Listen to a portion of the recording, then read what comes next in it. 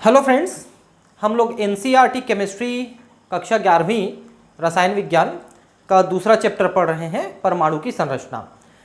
इसके पिछले दो वीडियोस में मैंने आपको जनरल इंट्रोडक्शन और प्रोटॉन, इलेक्ट्रॉन, न्यूट्रॉन की खोज के बारे में बताया है, और थॉम्सन मॉडल पिछले दूसरे वीडियो में मैंने आपको बताया है परमाणु की संरचना के बारे में। ठीक है, इसके साथ ही साथ मैंने जो रेडियो एक्टिविटी है और जो एक्सरे है, इनकी खोज के बारे में भी मैंने बता दिया है। अब इसमें आगे हम लोग पढ़ रहे हैं रदरफोर्ड का नाभिकी परमाणु मॉडल। तो एक्चुअली इस परमाणु मॉडल में रदरफोर्ड ने परमाणु के अंदर नाभिक की खोज की थी, जिसको अपन न्यूक्लियस कहते हैं। ठीक है, और उसकी खोज इन्होंने कैसे की, इस पे एक एक्सपेरिमेंट है जिसको मैं आपको पहले बता देता हूँ। देखिए, ये एक्सपेरिमेंट है। इन्होंने क्या किया था कि अल्फा कण लेने के लिए इन्होंने एक रेडियो एक्टिव मेटल को लिया, जैसे मान लो रेडियम को लिया। ठीक है, और उसको लेड के ब्लॉक के अंदर रख दिया और उसमें एक छेद कर दिया। बस उसी छेद से अल्फा पार्टिकल की बीम जो है, उसकी किरण जो है बाहर आ सकती थी, बाकी कहीं से वो बाहर नहीं आ सकती थी, क्योंकि लेड जो है उसको अवशोषित कर लेता है। तो देखिए, ये लेड की ब्लॉक है, लेड ब्लॉक। ठीक है, और इससे जो है अल्फा की किरण बाहर आ रही है। ठीक है, और एक लेड प्लेट से और गुजार लेते हैं ताकि ये बीम और पतली हो जाए, ऐसे ही हम कर लेते हैं। ठीक, जिससे अपन अल्फा कणों को गिन सकते हैं। इतना बीम ही आगे पास हुआ। फिर हमने क्या किया, इस बीम को सोने की एक बहुत पतली पन्नी पे हमने इस बीम को डाला। ठीक है, एक पतला पेपर से भी बहुत पतला सोने की एक पन्नी लिया, एक प्लेट लिया, उस पर हमने डाला, और इसके चारों तरफ जो है, बस एक छोटा सा एरिया रहने दिया है बीम को जाने के लिए, चारों तरफ जो है हमने यहाँ पर फोटोग्राफिक प्लेट लगा दिया। फोटोग्राफिक प्लेट जो है, अगर इसमें कोई भी प्रकाश या कोई भी किरण पड़ती है तो ये वहाँ से प्रभावित होकर काली हो जाती है। आप इस बात को समझिए, फोटोग्राफिक प्लेट सिल्वर ब्रोमाइड का लेयर रहता है, प्रकाश पड़ते ही काली हो जाती है। तो जब ये बीम इस सोने की पन्नी में पड़ी तो इसमें से जो अल्फा के कण हैं, ज़्यादातर कण सीधे निकल गए। ज़्यादातर जो बीम के कण हैं वो सीधे निकल गए। कुछ ऐसे कण हुए जो थोड़े बहुत यहाँ से डाइवर्ट हुए और आजू बाजू के एरिया में गए, थोड़े बहुत। ठीक है, और बहुत कम ऐसे थे जो सीधे सीधे टकरा के वापस जो है पहुँचे, मतलब टकरा करके रिफ्लेक्ट हो गए, जैसे सीधी टक्कर होके वापस आ जाए। इस टाइप की कुछ पार्टिकल्स रहे हैं, लेकिन ज़्यादातर पार्टिकल सीधे, कुछ पार्टिकल थोड़े टेढ़े हुए, और मतलब बहुत कम ऐसे थे जो टकरा के वापस आए। तो इससे इन्होंने एक निष्कर्ष निकाला कि ये जो सोने की पन्नी है, उसमें जो सोने के परमाणु हैं, सोने की परमाणु का ज़्यादातर हिस्सा खाली है। जैसे परमाणु है तो इसका ज़्यादातर हिस्सा खाली है, और छोटे से हिस्से में इसका कोई ठोस जो है पार्टिकल रखा हुआ है, क्योंकि बाकी हिस्सा जो खाली है उससे सीधे सीधे ये पार्टिकल निकल गए। ये जो पार्टिकल सीधे सीधे निकलते चले गए। और कुछ ऐसे पार्टिकल थे, चूंकि अल्फा कणों में धन आवेश होता है, तो धन आवेश से ये प्रतिकर्षित हो जाएंगे। तो ये जो केंद्र है ये भी धन आवेशित है, ऐसा इन्होंने अंदाज लगाया, क्योंकि इसके किनारे से जो गुजरे वो इससे प्रतिकर्षित होकर थोड़े से डाइवर्ट हो गए, और थोड़े से डाइवर्ट होकर के आसपास चले गए। तो ये जो आसपास डाइवर्ट होके गए, ये एक्चुअली इसके प्रतिकर्षण से हुए। और कुछ ऐसे कण हुए जो सीधे सीधे इससे टकरा गए, तो टकरा के वापस हो गए। तो ये जो टकरा के वापस हुए ये वही थे, जो कि बहुत कम थे। हजारों में से कोई एक पार्टिकल जो है टकरा के वापस आया, ज़्यादातर सीधे निकल गए, कुछ जो है झुक गए। तो झुके क्यों? क्योंकि केंद्र में जो पार्टिकल है उसने उनको झुका दिया थोड़ा सा। ये देखिए, आप इनको देख करके समझ सकते हैं। ठीक है, कि ये जो केंद्र के पास से गुजरे, ये एक परमाणु है, इसके केंद्र के पास से गुजरे, तो वो जो है ऐसे थोड़े से झुक गए, देखिए, और बाकी सीधे निकल गए। और कुछ जो है सीधे टकरा गए तो वापस आए। ये देखिए, ये सीधा टकरा गया तो ये वापस आ गया, ऐसा दिखा रहा है। तो इससे इन्होंने एक निष्कर्ष निकाला कि जो परमाणु है, जैसे यहाँ पर सोने की परमाणु जो बनी हुई है, गोल्ड की परमाणु का ज़्यादातर हिस्सा खाली है, केंद्र में एक छोटा सा पार्ट होता है, उसको केंद्रक या नाभिक कहते हैं, उसी को न्यूक्लियस है ना, उसी से टकरा के वापस है, बाकी हिस्सा खाली है। अब इलेक्ट्रॉन उन हिस्सों में घूम रहे होंगे, ये हमने बाद में खोजा है। तो केंद्रक की खोज इन्होंने, न्यूक्लियस नाभिक की खोज इन्होंने इस तरह से की थी।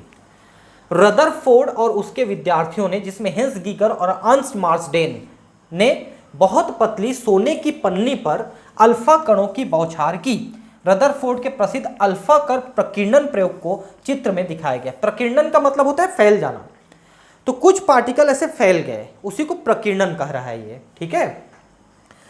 सोने की पतली पन्नी 100 nm मोटाई की ओर लक्ष्य करके एक रेडियो एक्टिव स्रोत से उच्च ऊर्जा वाले अल्फा कणों को भेजा गया, ठीक है। अल्फा कणों को भेजा गया उसमें पन्नी में। इस पतली पन्नी को घेरते हुए वृत्ताकार प्रतिदीप्तशील जिंक सल्फाइड से बना स्क्रीन रखा गया। चारों तरफ या तो आप फोटोग्राफिक प्लेट रखते हैं तो उसमें अल्फा कण टकराते हैं तो काला हो जाता है, या फिर आप जिंक सल्फाइड से पुता हुआ एक फ्रेम रख सकते हैं, तो जैसे कोई पार्टिकल उसमें टकराएगा वहां चमक उत्पन्न होगी। तो जिंक सल्फाइड की बात कर रहे हो, और जो पिक्चर बनाया हो इसमें फोटोग्राफिक प्लेट लिखा है। ऐसे तो एनसीईआरटी गलती करता है। जब कोई अल्फा कण इस स्क्रीन से टकराता है तो प्रकाश की स्फुर दीप्ति उत्पन्न होती है। वही बात हमने अभी कहा। प्रकीर्णन अनुप्रयोग के परिणाम काफी अनपेक्षित थे, क्योंकि ज्यादातर लोग समझते थे कि परमाणु ठोस होगा और कोई चीज टकरा के वापस आ जाएगा, लेकिन ठोस नहीं निकला, खोखला निकला, छोटा सा एरिया बस ठोस है। थॉमसन के परमाणु मॉडल के अनुसार पत्ती में उपस्थित सोने के प्रत्येक परमाणु का द्रव्यमान पूरे परमाणु पर एक समान रूप से बटा हुआ होना चाहिए था। थॉमसन ने जो कहा था तो पूरा ठोस होना चाहिए था, एक समान बटा हुआ। लेकिन अल्फा कणों में ऊर्जा इतनी अधिक होती है कि वे द्रव्यमान के ऐसे समान वितरण को भी सीधे पार कर जाएंगे। उन्हें अपेक्षा थी कि पत्ती से टकराने के बाद कणों की गति धीमी हो जाएगी और उनकी दिशा बहुत कम कोण से बदल जाएगी, है ना। उनको ऐसा लग रहा था कि बदल जाएगी ज़्यादातर, लेकिन ज़्यादातर की बदली नहीं। तो हुआ क्या, अधिकांश अल्फा कण सोने की पत्ती से विक्षेपित हुए बिना सीधा निकल गए, ठीक है, बिना विक्षेपित हुए निकल गए। देख सकते हैं कैसे निकल गए, है ना। बहुत कम अल्फा कण छोटे कोण से विक्षेपित हुए, जो एकदम केंद्रक के पास से, नाभिक के पास से गुजरे वही प्रतिकर्षित हुए, क्योंकि नाभिक में भी धन आवेश है और अल्फा कणों में भी धन आवेश है, तो प्रतिकर्षण के कारण से थोड़े विक्षिप्त हुए बस। बहुत ही थोड़े कण 20,000 में से एक ऐसे थे जो पीछे की ओर लौटे, जो सीधे टक्कर हो गए वही लौट पाए। तो 20,000 में से एक कण ही ऐसा हुआ, 180 डिग्री के कोण से उनका विक्षेपण हुआ। इन प्रेक्षणों के आधार पर रदरफोर्ड ने परमाणु की संरचना के बारे में निम्नलिखित निष्कर्ष निकाला। क्या कि ज्यादातर एरिया खाली है, बीच में एक ठोस पार्ट है जिसको केंद्रक या नाभिक कहते हैं। परमाणु के अंदर अधिकांश स्थान रिक्त होता है क्योंकि अधिकांश अल्फा कण सोने की पन्नी को पार कर गए। कुछ ही धन आवेशित अल्फा कण विक्षेपित होते हैं। यह विक्षेपण अवश्य ही अत्यधिक प्रतिकर्षण बल के कारण होता है। इससे यह पता चलता है कि थॉमसन के विचार के विपरीत परमाणु के अंदर धन आवेश समान रूप से बटा हुआ नहीं है, क्योंकि अगर सब तरफ धन आवेश रहता तो हर अल्फा कण विक्षेपित हो जाता, लेकिन बहुत कम अल्फा कण विक्षेपित हुए, मतलब एक ही जगह पे कहीं पर धन आवेश है। धन आवेश बहुत कम आयतन के अंदर संकेंद्रित होना चाहिए, जिससे धन आवेशित अल्फा कणों का प्रतिकर्षण और विक्षेपण हुआ हो, ठीक है। रदरफोर्ड ने गणना करके दिखाया कि नाभिक का आयतन परमाणु के कुल आयतन की तुलना में अत्यंत कम या नगण्य होता है। देखिए अब कितना है, परमाणु की त्रिज्या 10⁻⁻10 मीटर है, जबकि नाभिक की त्रिज्या 10⁻⁻15 मीटर होती है। मतलब 1 2 3 4 5 इकाई, दहाई, सैकड़ा, हजार, 10,000, लाख। मतलब अगर परमाणु 1 लाख बड़ा है तो नाभिक सिर्फ 1 है, इतना बड़ा। मतलब मान लो परमाणु को आप 1 लाख मीटर मानते हो तो नाभिक सिर्फ 1 मीटर होगा, इतना बड़ा नाभिक है, ऐसा है।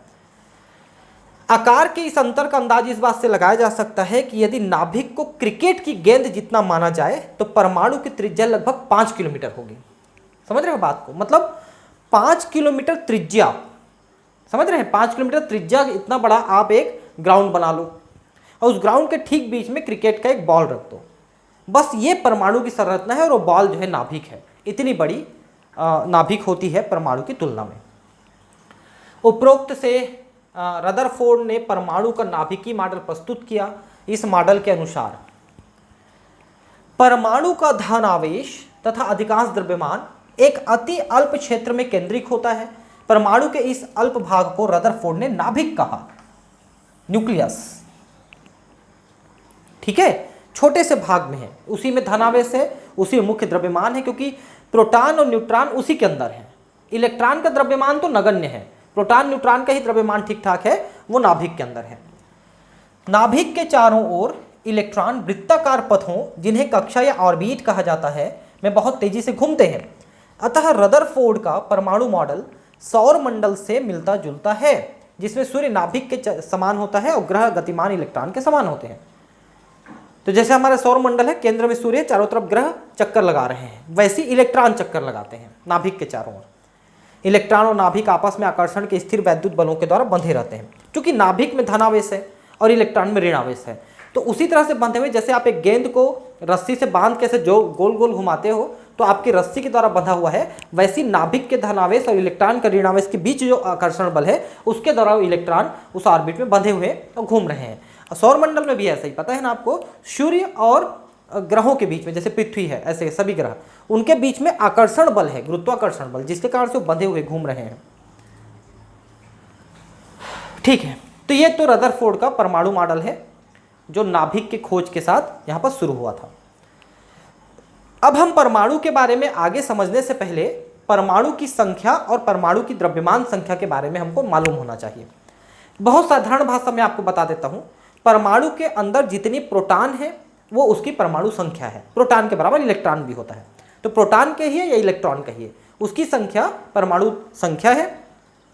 अब प्रोटॉन और न्यूट्रॉन को जोड़ दोगे तो परमाणु द्रव्यमान है। प्रोटॉन परमाणु संख्या, प्रोटॉन प्लस न्यूट्रॉन परमाणु द्रव्यमान।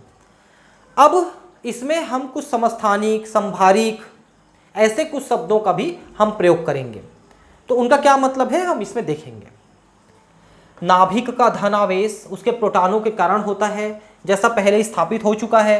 प्रोटॉन पर आवेश इलेक्ट्रॉन के आवेश के बराबर लेकिन विपरीत चिन्ह का होता है। प्रोटॉन पर धन और इलेक्ट्रॉन पर ऋणावेश। इसका अर्थ यह है कि नाभिक में उपस्थित प्रोटॉनों की संख्या परमाणु संख्या के बराबर होती है, जिसको Z से दिखाते हैं।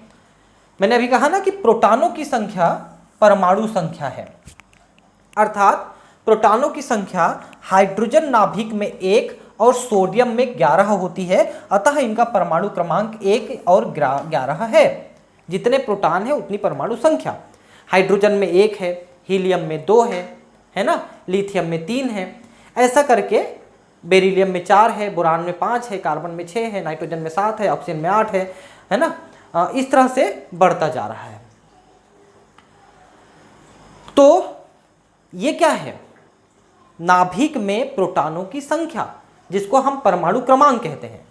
हालांकि देखिए, मेंडलीफ के समय में जब उन्होंने आवर्त सारणी बनाया, मेंडलीफ ने, उस समय उन्होंने तत्वों की पहचान के लिए परमाणु भार को, यानी परमाणु द्रव्यमान को उन्होंने बेसिक माना था। मतलब परमाणु भार के आधार पर तत्वों की पहचान उन्होंने निर्धारित की थी।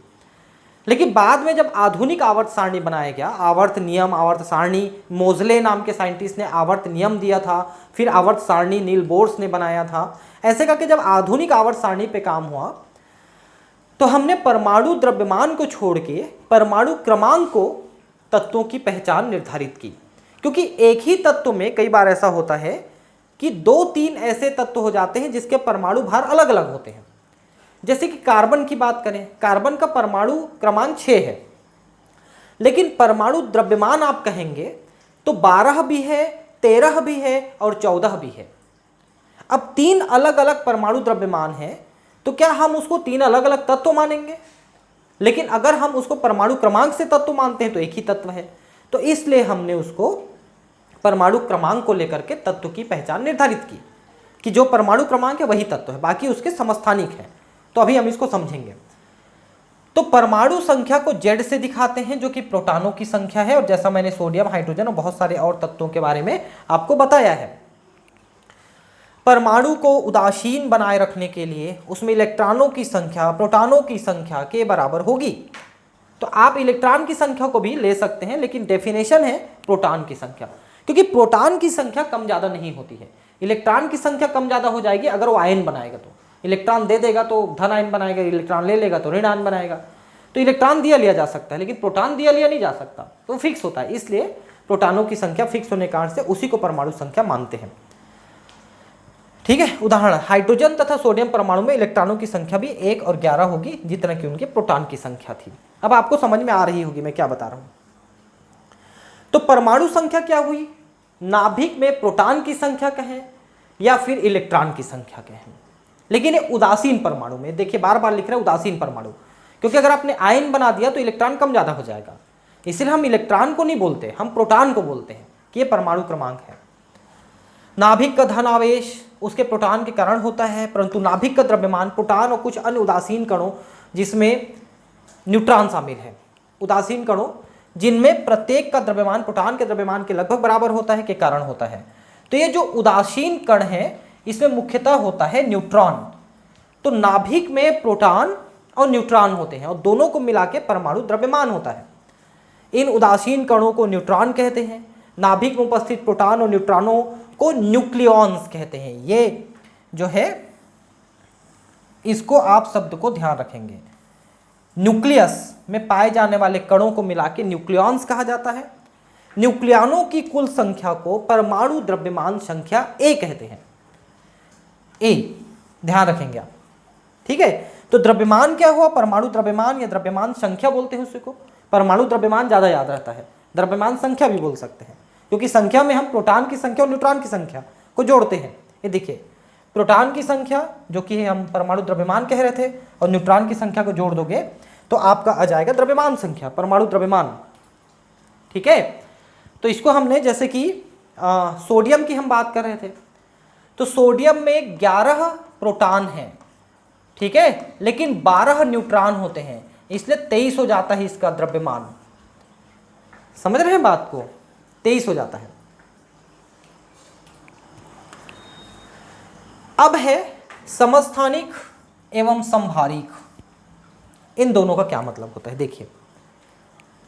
तो जैसा मैंने आपको कहा कि अब हम आधुनिक पद्धति में चूंकि परमाणु क्रमांक को ही तत्व की पहचान मानते हैं, जैसे कार्बन का परमाणु क्रमांक 6 है, इसमें प्रोटॉन 6 है, ये समझ में आ गया।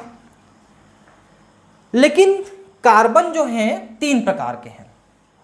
एक कार्बन है जिसमें प्रोटॉन 6 है, दूसरे कार्बन में भी प्रोटॉन 6 है, तीसरे कार्बन में भी प्रोटॉन 6 है, ठीक है। लेकिन अंतर क्या है, तो न्यूट्रॉन में अंतर है।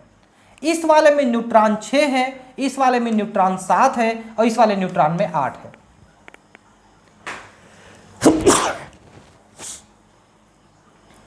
सभी में 6-6 प्रोटॉन हैं, लेकिन न्यूट्रॉन में अंतर है। न्यूट्रॉन कितना कितना है, 6, 7 और 8 न्यूट्रॉन अंतर है। तो फिर जब आप इसके परमाणु द्रव्यमान गिनेंगे, द्रव्यमान संख्या, तो इसका 12 आएगा, इसका 13 आएगा और इसका 14 आएगा। तीनों के परमाणु द्रव्यमान संख्या अलग अलग आ गए, लेकिन है वो एक ही तत्व कार्बन, क्योंकि इनके परमाणु क्रमांक 1 है। तो इस कंडीशन में इन तीनों को हम कहेंगे समस्थानिक। समस्थानिक का मतलब है एक ही तत्व, उसके एक से ज्यादा रूप जिसमें परमाणु द्रव्यमान कम ज्यादा होते हैं लेकिन परमाणु संख्या एक ही होते हैं। तो ये तीनों आपके हो गए समस्थानिक, आइसोटोप। किसी भी परमाणु के संघटक को तत्व के प्रतीक X के द्वारा दर्शाया जा सकता है, जिसमें बाईं ओर एक पूर्व लग्न लिखा जाता है जो परमाणु द्रव्यमान संख्या A होती है और बाईं ओर अनुलग्न के रूप में परमाणु संख्या लिखी जाती है। ये देखिए इस तरह से, ठीक है। मतलब नीचे में परमाणु क्रमांक लिखेंगे, ऊपर में परमाणु द्रव्यमान लिखेंगे, ठीक है। अब यहां पर समभारिक और समस्थानिक को हमको लिखना है। तो समस्थानिक तो आप समझ गए, है ना, वैसे ही समभारिक होते हैं। समभारिक में द्रव्यमान संख्या एक होती है, लेकिन परमाणु क्रमांक अलग अलग होता है, परमाणु द्रव्यमान एक होता है। तो मतलब ये अलग अलग तत्व होते हैं। 2-3 ऐसे तत्व रहेंगे जिनके परमाणु क्रमांक अलग अलग हैं, मतलब वो अलग अलग तत्व हैं। जैसे यहां पर देखिए कार्बन में, अभी मैंने आपको कार्बन 3 प्रकार के बताए थे, तो आखिरी वाले कार्बन को मैंने लिखा था कि इसमें 6 है और इसमें चूंकि न्यूट्रॉन 8 है तो टोटल इसका 14 हो रहा था। ये कार्बन का एक रूप था समस्थानिक, तो ये समस्थानिक कार्बन का लिख दिए। अब नाइट्रोजन का देखिए, नाइट्रोजन के भी कम से कम 2 समस्थानिक तो हैं, ठीक है। नाइट्रोजन 7-7 के 2 समस्थानिक है, एक है 14 वाला और एक है 15 वाला। इसमें न्यूट्रॉन 7 है, इसमें न्यूट्रॉन 8 है। तो हम कार्बन के इस वाले समस्थानिक को और नाइट्रोजन के इस वाले समस्थानिक को दोनों को लें तो देखिए ये दोनों अलग अलग तत्व हैं, क्योंकि इनके परमाणु क्रमांक अलग अलग हैं, लेकिन इनके परमाणु भार एक हैं। देखिए तो कार्बन का 14 वाला और नाइट्रोजन का 14 वाला ये दोनों ले लेंगे तो दोनों समभारिक हैं। समस्थानिक और समभारिक समझे, समभारिक अलग अलग तत्वों में आएंगे जिनके भार एक समान है, समस्थानिक एक ही तत्व के आएंगे जिनके परमाणु क्रमांक एक समान है, भार अलग अलग है। इसमें परमाणु क्रमांक अलग अलग है, भार एक है। तो समस्थानिक में एक क्रमांक भार अलग अलग तो एक ही तत्व का है, लेकिन इसमें अलग अलग क्रमांक मतलब अलग अलग तत्व हैं। समभारिक में भार एक समान, समभारिक, ठीक है। और समस्थानिक, सम मतलब एक स्थान, पीरियोडिक टेबल में एक स्थान, क्यों? क्योंकि वो एक ही तत्व है, उसको एक ही स्थान प्राप्त है। जैसे कार्बन का आपने लिखा कार्बन 6, कार्बन 6, कार्बन 6, ये 12 है, ये 13 है और ये 14 है। अब तीनों कार्बन के लिए क्या हम 3 अलग अलग स्थान दिए हैं? नहीं दिए हैं, तीनों का एक ही स्थान है, परमाणु क्रमांक 6 वाला स्थान। तो तीनों का चूंकि एक ही स्थान है इसलिए समस्थानिक हुए ये, ठीक है। और लेकिन तीनों के परमाणु भार अलग अलग हैं तो समस्थानिक हुए। और समभारिक का मतलब अलग अलग अलग स्थान में रह के भार एक समान, इनमें भार एक जैसा है, परमाणु भार, जिसको परमाणु द्रव्यमान कहते हैं। तो ध्यान रखेंगे कि परमाणु क्रमांक एक है, परमाणु भार अलग अलग है, समस्थानिक है, मतलब उसमें न्यूट्रॉनों की संख्या अलग अलग है। लेकिन अगर ये समभारिक हैं तो समभारिक हैं तो इसमें न्यूट्रॉन की संख्या भी अलग रहेगी और प्रोटॉन की संख्या भी अलग रहेगी, ध्यान रखेंगे, ठीक है। अब ये समस्थानिक के बारे में बता रहा है। समस्थानिक वे परमाणु होते हैं जिनकी परमाणु संख्या समान एवं परमाणु द्रव्यमान भिन्न होता है। दूसरे शब्दों में यह स्पष्ट है कि समस्थानिकों में अंतर का कारण नाभिक में उपस्थानिक भिन्न भिन्न न्यूट्रॉनों की संख्या है। समस्थानिक में न्यूट्रॉन अलग अलग है, ठीक है। जैसे अब हाइड्रोजन को लेते हैं, हाइड्रोजन के जनरली 3 समस्थानिक हैं। एक सामान्य हाइड्रोजन है ये वाला, जिसमें प्रोटॉन तो एक है लेकिन न्यूट्रॉन नहीं है, इसलिए यही ये भी एक है, परमाणु द्रव्यमान परमाणु संख्या एक ही है, क्यों? क्योंकि न्यूट्रॉन नहीं है, ठीक है। दूसरा हाइड्रोजन होता है जिसको ड्यूटेरियम कहते हैं। ड्यूटेरियम में एक प्रोटॉन है और एक न्यूट्रॉन है। पहले वाले में न्यूट्रॉन बिल्कुल नहीं था, इस वाले में न्यूट्रॉन नहीं था, सिर्फ प्रोटॉन था, एक प्रोटॉन था, न्यूट्रॉन 0। इसमें जो है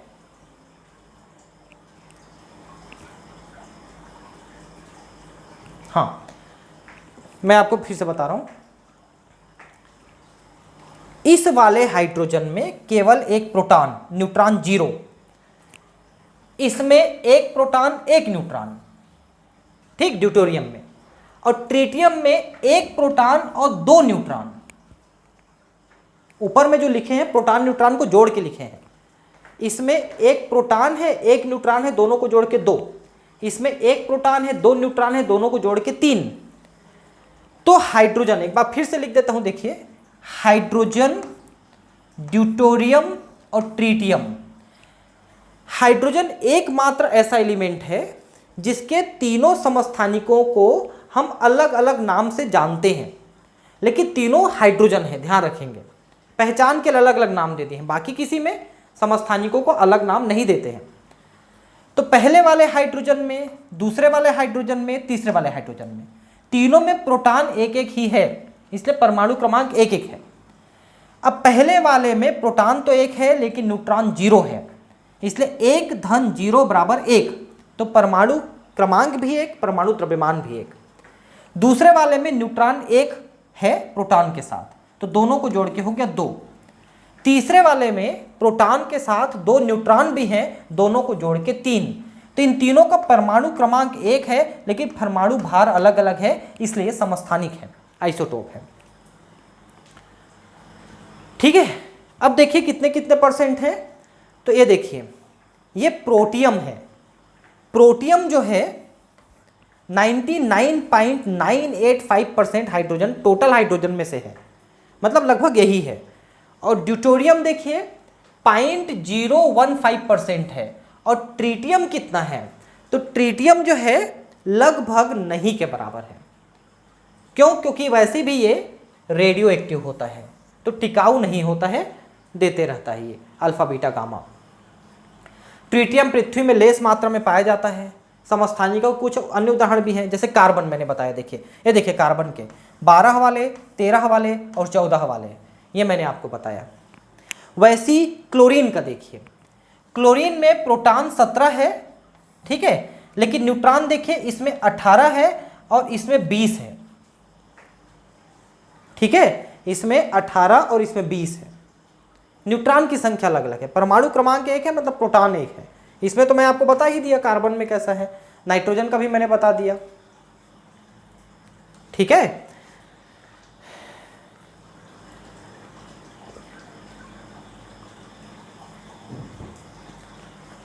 अब देखिए समस्थानिकों के विषय में अंतिम महत्वपूर्ण बात यह है कि परमाणुओं के रासायनिक गुण इलेक्ट्रॉनों की संख्या के द्वारा नियंत्रित होते हैं, जो नाभिक में प्रोटॉनों की संख्या द्वारा निर्धारित होती है। आपको यह बात मालूम होगी कि कोई भी परमाणु जब दूसरे परमाणु के साथ बंध बनाता है, रासायनिक क्रिया करता है, तो रासायनिक क्रिया किसके द्वारा होती है पता है? इलेक्ट्रॉनों के द्वारा। या तो इलेक्ट्रॉन दिया जाता है या लिया जाता है या साझा किया जाता है, जिसको अपन आयनिक बंध या सहसंयोजक बंध कहते हैं। ये दो बंध मुख्य बंध हैं। तो इलेक्ट्रॉनों की संख्या और उसके वितरण, किस किस ऑर्बिट में कितने इलेक्ट्रॉन हैं, इस पर किसी भी परमाणु की रासायनिक भौतिक गुण निर्भर करती है। और इलेक्ट्रॉनों की संख्या केंद्र के नाभिक के प्रोटॉनों की संख्या के बराबर होती है। नाभिक में रासायनिक गुणों पर न्यूट्रॉनों की संख्या का प्रभाव बहुत कम होता है। क्योंकि न्यूट्रॉन न्यूट्रल होते हैं, उदासीन होते हैं, अतः वो रासायनिक अभिक्रियाओं में ज़्यादा भाग नहीं लेते हैं। रासायनिक अभिक्रियाओं में सभी समस्थानिक एक सा व्यवहार करते हैं, क्योंकि समस्थानिक में इलेक्ट्रॉन प्रोटॉन सभी समस्थानिक में बराबर हैं। कार्बन 12, 13, 14 में किसी में भी आप देखेंगे तो प्रोटॉन और इलेक्ट्रॉन की संख्या तीनों में बराबर है, और वही रासायनिक और भौतिक क्रियाओं में भाग लेते हैं। इसलिए तीनों समस्थानिक एक जैसे मिलेंगे आपको, ठीक है, उनके रासायनिक भौतिक गुण एक जैसे पाएंगे। अब यहां पर उदाहरण है ब्रोमीन 35 और 80 में प्रोटॉन न्यूट्रॉन इलेक्ट्रॉनों की संख्या का परिकलन करें।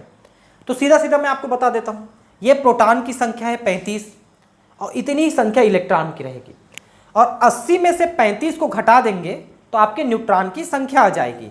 तो ये हो गया 5 और ये हो गया 5, तो 55 ये न्यूट्रॉन की संख्या है। सीधा सीधा ऊपर में से नीचे को घटाएंगे तो न्यूट्रॉन की संख्या आ जाएगी, और नीचे वाली जो संख्या है वही प्रोटॉन या न्यूट्रॉन की संख्या है। बहुत सरल है। तो देखिए अब क्या लिखा है, Z बराबर 35, A बराबर 80, मतलब परमाणु क्रमांक 35, परमाणु भार 80, प्रोटॉनों की संख्या बराबर इलेक्ट्रॉनों की संख्या बराबर 35। न्यूट्रॉनों की संख्या, भार में से प्रोटॉन की संख्या घटा देंगे तो न्यूट्रॉनों की संख्या, मैं गलत कैलकुलेट किया था क्या, 5, 10 में से 5 गया 5 और 8 में से 4 गया 4, 45, 55 लिख दिया था मैं, 45 आएगा। तो ये 45 है न्यूट्रॉनों की संख्या। बहुत सरल है, ऊपर से नीचे को घटा देंगे। दूसरा, किसी स्पीसीज में इलेक्ट्रॉन प्रोटॉन न्यूट्रॉन की संख्या क्रमशः 18, 16, 16 है, इसका प्रयुक्त प्रतीक लिखिए। तो मान लो ये स्पीसीज X है, तो इसमें कितना लिखा है, इलेक्ट्रॉन प्रोटॉन और न्यूट्रॉन की संख्या। अब देखिए इलेक्ट्रॉन की संख्या 18, प्रोटॉन की संख्या 16, तो प्रोटॉन की संख्या 16 ऐसा लिखेंगे अपन, और न्यूट्रॉन की संख्या 16 है तो 16 दूनी 32 ऐसा लिखाएगा ये, ठीक है। तो ये इसका प्रतीक है। तो परमाणु संख्या प्रोटॉन की संख्या 16 है, यह तत्व सल्फर है, पहली बात तो, हाँ ठीक है, 16 वाला सल्फर है, ठीक है, 16 दूनी 32 सल्फर। अब परमाणु द्रव्यमान क्या है, न्यूट्रॉन की संख्या और प्रोटॉन की संख्या। तो 16 प्रोटॉन 16 न्यूट्रॉन दिया है तो 32, ये देखिए मैंने लिख दिया है पहले ही 32। यह स्पीसीज उदासीन नहीं है। क्यों नहीं है? क्योंकि इलेक्ट्रॉनों की संख्या 2 ज़्यादा है, मतलब ये इलेक्ट्रॉन 2 ज़्यादा हैं तो ये 2 ऋण आवेश वाला है, 2 इलेक्ट्रॉन ज़्यादा है तो 2 ऋण आवेश है इसके ऊपर, उदासीन नहीं है। प्रोटॉनों की संख्या इलेक्ट्रॉनों की संख्या के बराबर नहीं है, यह एक ऋण आयन है, मैं पहले बता दिया, जिसका आवेश इलेक्ट्रॉनों के आधिक्य के बराबर है जो कि है 2।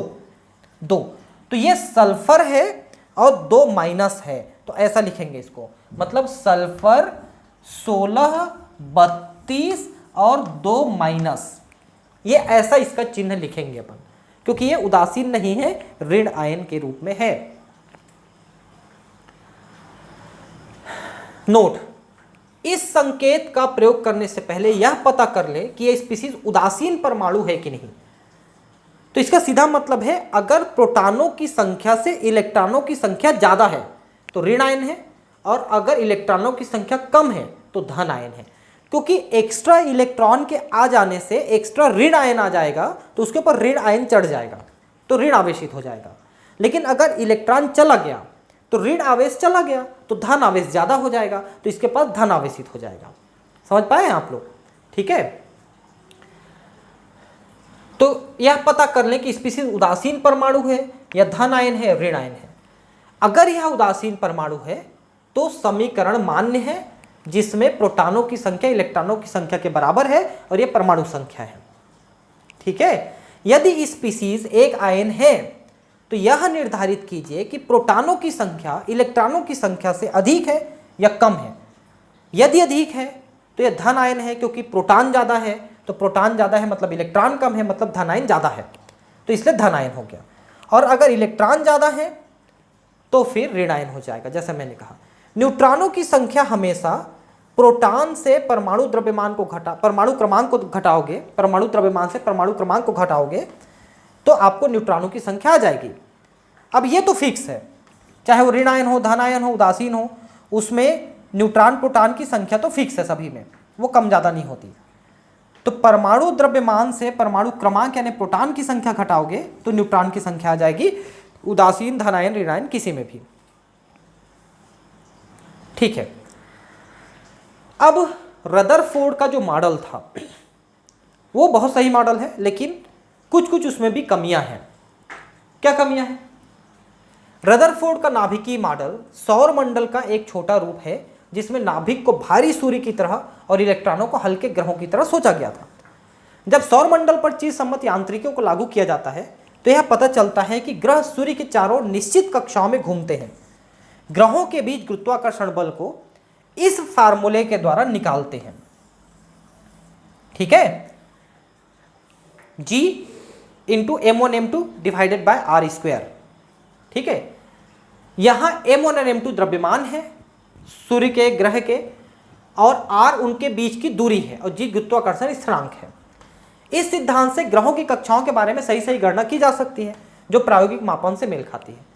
लेकिन इस फार्मूले को आप परमाणु में लागू करेंगे, सेम फार्मूले को, तो फिर सही रिजल्ट नहीं देता, क्योंकि सौर मंडल बहुत बड़ा है, उसमें जो यूनिट है वो बड़े बड़े यूनिट है ना, प्रकाश वर्ष में नापे जा सकते हैं, किलोमीटर में नापे जा सकते हैं लेकिन परमाणु एक छोटा सा है, तो इस फार्मूले को एग्जैक्टली वहां पर आप लागू नहीं कर सकते।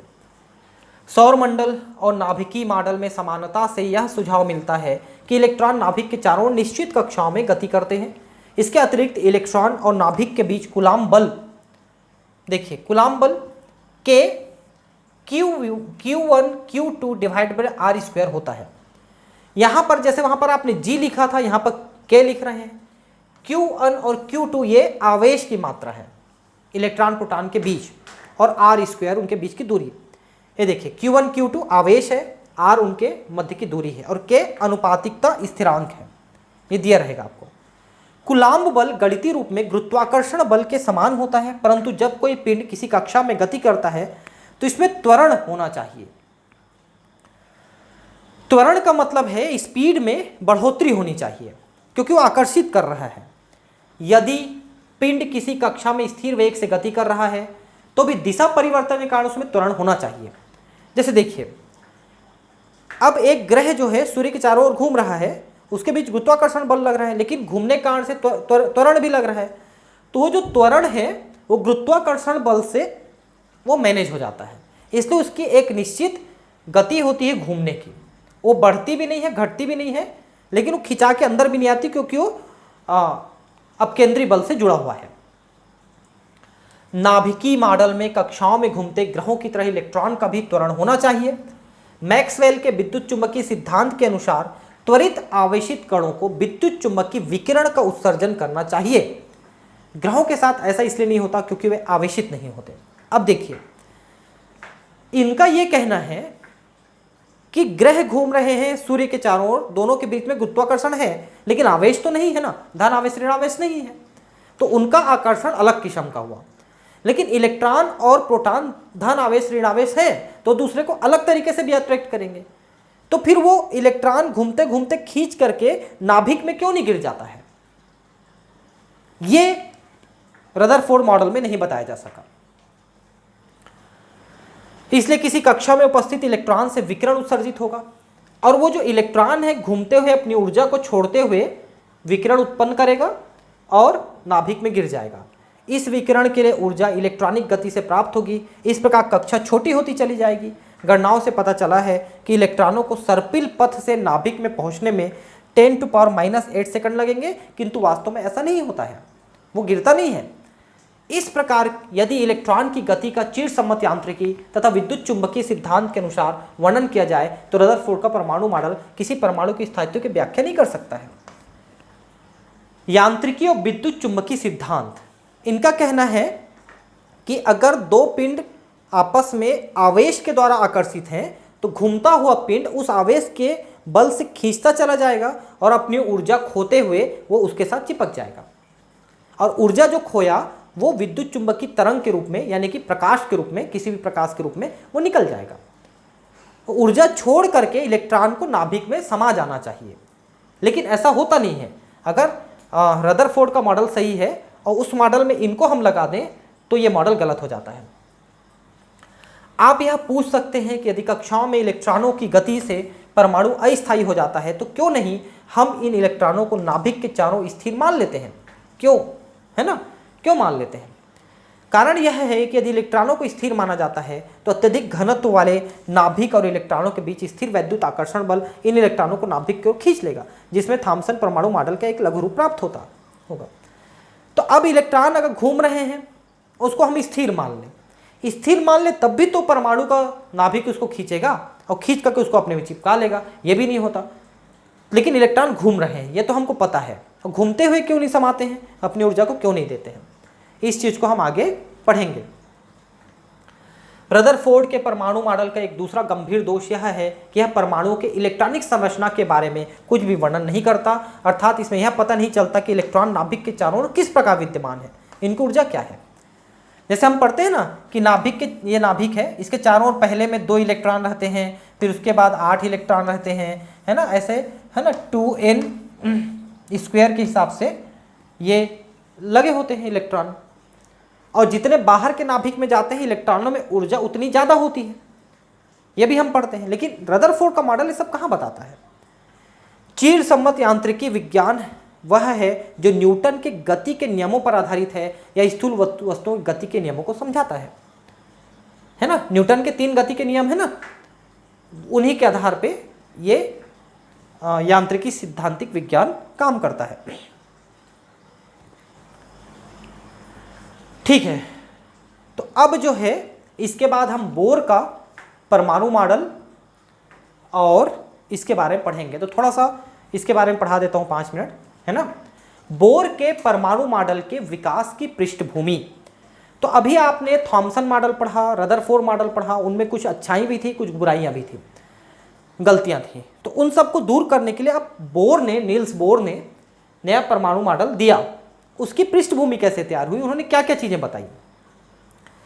ऐतिहासिक रूप में द्रव्य के साथ विकिरण की अन्योन्य क्रियाओं के अध्ययन से प्राप्त परिणामों से परमाणु में अणुओं की संरचना के संबंध में अत्यधिक सूचना प्राप्त हुई। आगे चल के जब हमने और स्टडी किया तो हमने ये पाया कि जो द्रव्य के कण हैं उनके साथ कोई तरंग जुड़ी होती है, अगर वो गति कर रहे हैं तो।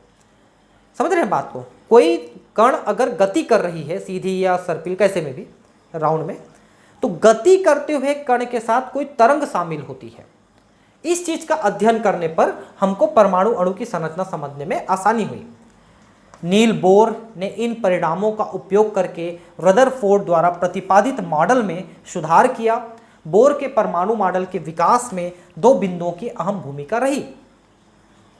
ठीक है, तो रदरफोर्ड के मॉडल में ही इन्होंने सुधार किया। क्या क्या? पहला, विद्युत चुंबकीय विकिरण का द्वैत व्यवहार होना, जिसका अर्थ यह है कि विकिरण तरंग तथा कण दोनों के गुण प्रदर्शित करता है। ठीक है, विकिरण की द्वैत व्यवहार मतलब डुअल नेचर ऑफ रेडिएशन। कोई भी जो रेडिएशन है, जैसे प्रकाश है, यह भी एक रेडिएशन है, इसके भी डुअल नेचर है। एक तो इसमें तरंग भी है, दूसरा इसमें कण भी है, और इन्हीं कणों को बाद में क्वांटम कहा गया। फोटॉन, क्वांटम सभी प्रकार के ये जो प्रकाश हैं और जो दृश्य प्रकाश है उसके लिए फोटॉन इन कणों के बने होते हैं, और इनके साथ एक निश्चित तरंगदैर्ध्य की तरंग शामिल होती है। दूसरा, परमाणु स्पेक्ट्रम से संबंधित प्रायोगिक परिणाम। परमाणु स्पेक्ट्रम क्या है पता है आपको?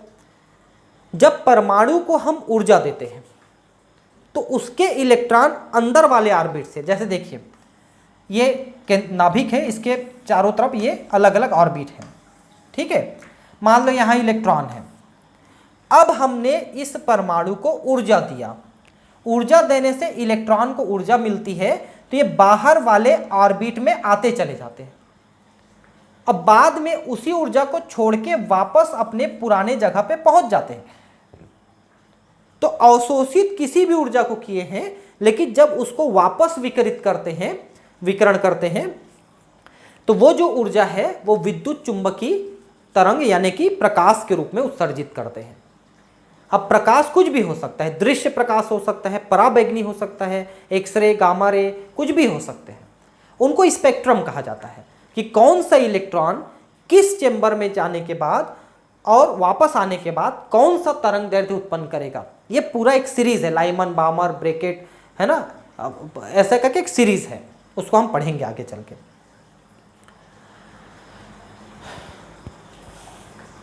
पहले हम विद्युत चुंबकीय विकिरण के द्वैत व्यवहार की चर्चा करेंगे।